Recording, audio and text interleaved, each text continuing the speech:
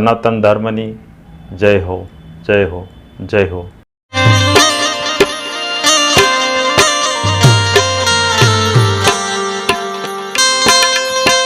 જય ગુરુ મહારાજ, જય ગુરુદેવ, જય સિયારામ, હરિઓમ.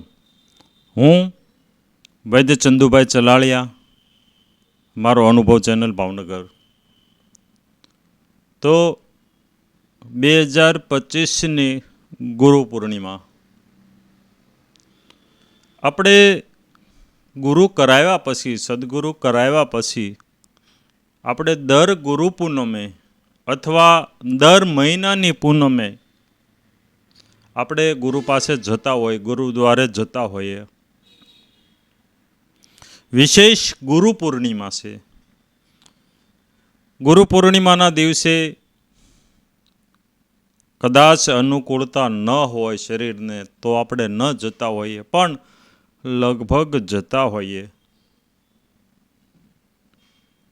તો આજની ગુરુ પૂર્ણિમા, 2025ની ગુરુ પૂર્ણિમા,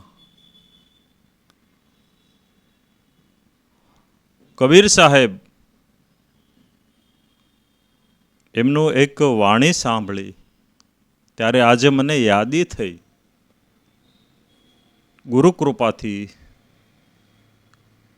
કે આપણે ગુરુ પૂર્ણિમાના દિવસે ગુરુ પાસે જઈએ ત્યારે શું લઈને જવું જોઈએ.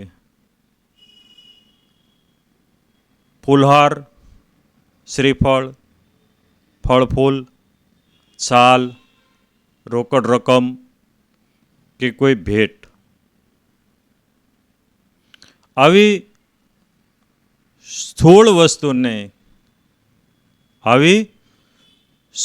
વસ્તુની ખરેખર જે સદગુરુ છે એને જરૂર હોતી નથી. આવી સ્થૂળ વસ્તુની જે સમર્થ સદગુરુ છે એને જરૂર હોતી નથી. એને સોનાના મુંગટની પણ જરૂર હોતી નથી, એને સોનાના સિંહાસનની પણ જરૂર હોતી નથી.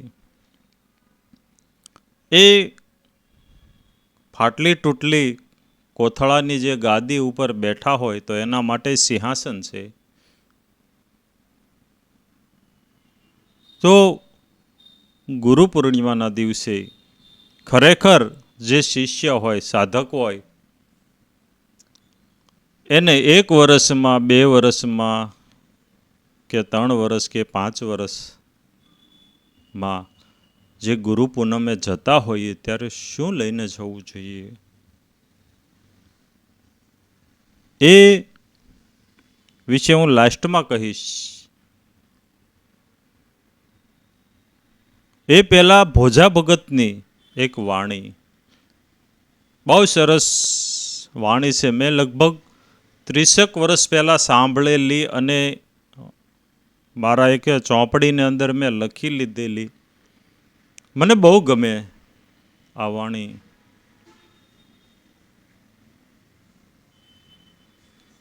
ભોજા ભગત એના જીવને સમજાવે છે.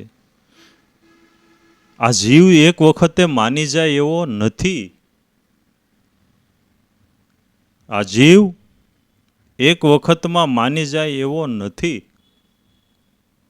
એટલે ભોજા ભગત એના જીવને સમજાવે છે કે જીવ તને કઈ વાતોમાં સમજાવું, જીવ તને કઈ વાતોમાં સમજાવું, વળી વળીને તને વાડામાં પૂર્યો તોય પથ્થર દિલ પર બારું, તારું દિલ પથ્થર જેવું છે. તને વળી વળીને હું લઈ જાઉં છું સંતોના ચરણમાં, સંતોના સત્સંગમાં, કથા ભજનમાં, તીર્થમાં, છતાંય સમજતો નથી જીવ.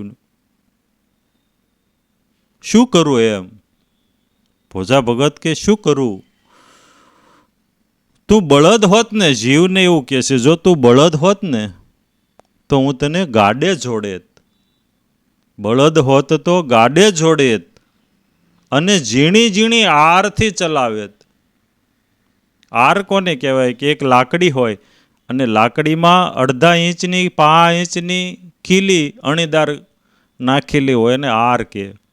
એ આર મારે એટલે બળદ સીધો હાલે. ભોજા ભગત કે જો બળદ હોત ને તો હું તને આરથી ચલાવેત, પણ કઈ વાતોમાં તને મારે સમજાવવો જીવ. પછી ઘોડો હોત તો અસવાર થાત, ઘોડો હોત તો હું માથે અસવાર થાત અને કડક ચાબુકથી ચલાવેત, જીવ તને કઈ વાતોમાં સમજાવું. પછી કે ગધેડો હોત ને, હે જીવ તું ગધેડો હોત તો માથે ચાલકું નાખે. કુંભાર ગધેડા રાખે ને, રાવળદેવી રાખતા પહેલાં, તો એની માથે એવું કોથળાનું ચાલકું બનાવતા કે બંને બાજુ મીઠું ભરાય, ખડી ભરાય, માટલા ભરાય, કોઈ વજનદાર વસ્તુ એની અંદર ભરાય. અત્યારે તો બહુ ઓછું જોવા મળે છે, અમુક અમુક વિસ્તારમાં છે, છતાંય આ મીડિયાના માધ્યમમાંથી જોવા મળે કે કોઈ બિલ્ડિંગનું કામ ચાલતું હોય તો ગધેડા ઉપર સિમેન્ટ કાંકરી એ બધું ફેરવતા હોય. ભોજા ભગત કે તું ગધેડો હોત ને તો હું તને એવું ચાલકું નાખેત અને ડફણું લઈને ચલાવેત. એને ડફણું હોય, હું કે તને ડફણું લઈને ચલાવેત, પણ જીવ તને કઈ વાતોમાં સમજાવું.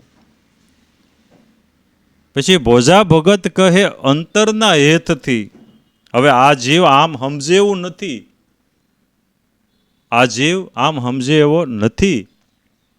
તો ભોજા ભગત કે તો શું કરવું? ભોજા ભગત કહે અંતરના હેતથી રામથી રાખો ને સગાયું.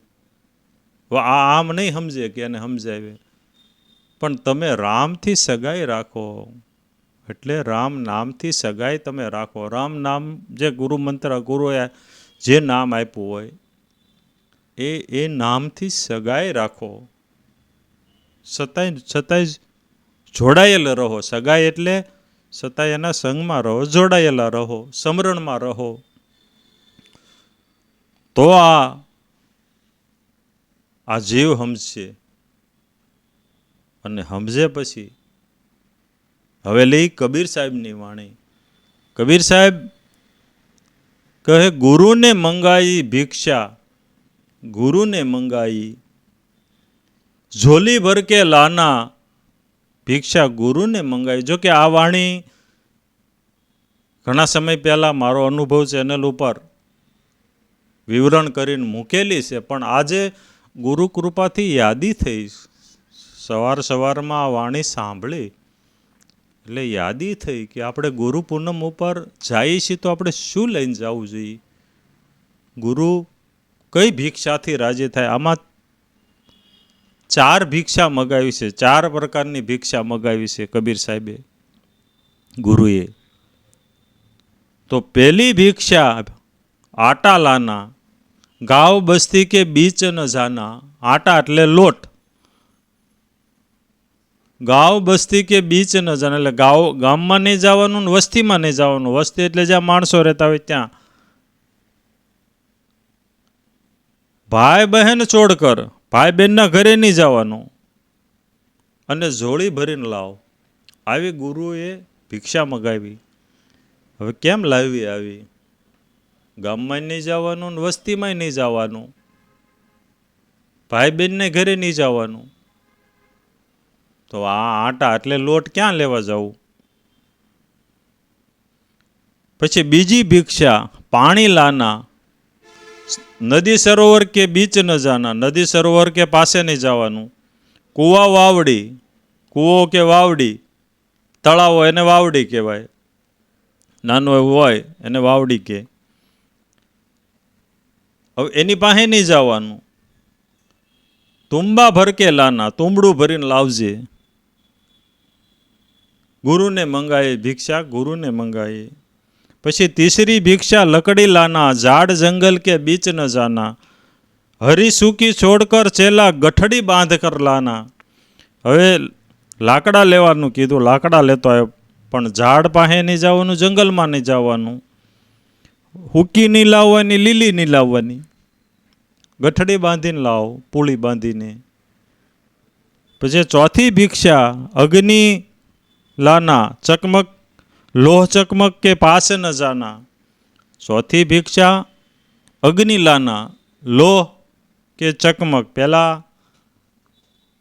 ચકમક એટલે એવો પથ્થર આવે, એ પથ્થરને લોખંડ સાથે ઘસે, ટચ કરે એટલે એમાંથી અગ્નિ પેદા થાય. હવે બધું જતું રહ્યું છે, બહુ આધુનિક થઈ ગયું છે. તો ચોથી ભિક્ષા અગ્નિ लाना लो चकमक के बीच ने पास न जाना और धूनी चीता छोड़कर. धूनी એટલે ધૂણો, કે ઘરમાં જે કાંઈ નાનું એવું ચૂલામાં હળકતું હોય, કે ચિત્તા શમશાનમાં ચિત્તા જગતી હોય, એની પાસે નહીં જવાનું. આ બધું છોડીને તું ધગધગતી લાના, ફૂલ જગતી હોય, આમ અડાય નહીં એવી લાના. હવે આ બધું આજે 4 જાતની ભિક્ષા મગાવી એ અશક્ય છે વસ્તુ. આ લાવવું બહુ અશક્ય વસ્તુ છે. પણ એ 4 ભિક્ષાને છોડી દેવાની છે.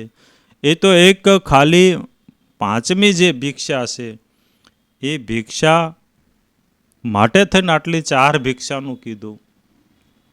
સમજવાની છે 5મી ભિક્ષા. તો આ જે ભિક્ષા છે એ આપણા સદગુરુ પાસે આ ભિક્ષા લઈને જવાનું છે. હા, ભલે એવું નથી કે તમે આપણે 6 મહિના થયા છે હજી ગુરુ મંત્ર લીધો, આધાર લીધો, ગુરુ કર્યા, તો ચિંતા નહીં. 1 વર્ષે, 2 વર્ષે, 3 વર્ષે, 4 વર્ષે, 5 વર્ષે, 12 વર્ષે ભક્તિ ફળે. 12 વર્ષે ભક્તિ ફળે. ભલે 12 વર્ષ લાગે, પણ હું વારે વારે કહું છું ગુરુ કૃપાથી, અને જે બોલાય છે એ ગુરુ કૃપાથી બોલાય છે. બાકી મારે શું તેવડ છે?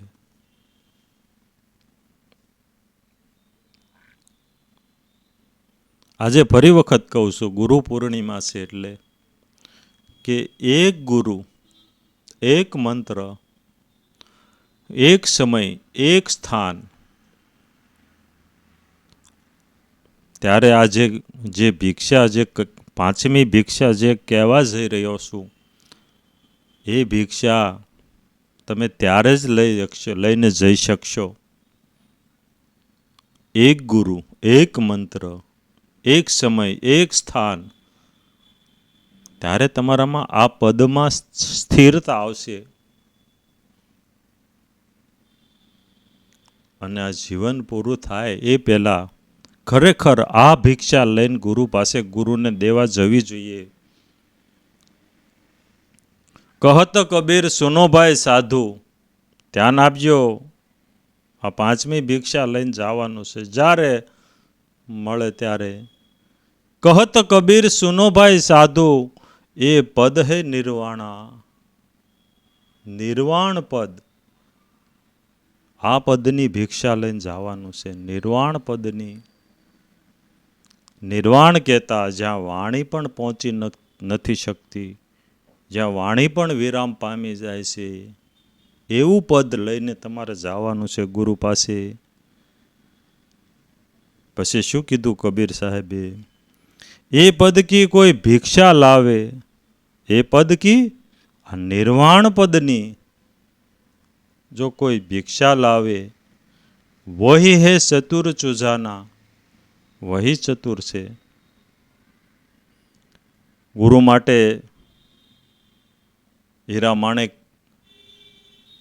લગાડી અને પ્યોર સોનામાં મુંગટ બનાવીને લઈ જાય, સિંહાસન બનાવીને લઈ જાય, આસન બનાવીને લઈ જાય, સાંકળિયું બનાવીને લઈ જાય, એ ચતુર નથી. એ ચતુર નથી. પણ નિર્વાણ પદ, જ્યાં વાણી પણ વિરામ પામી જાય છે, એવું પદની જે પ્રાપ્તિ કરી અને ગુરુ પાસે જાય,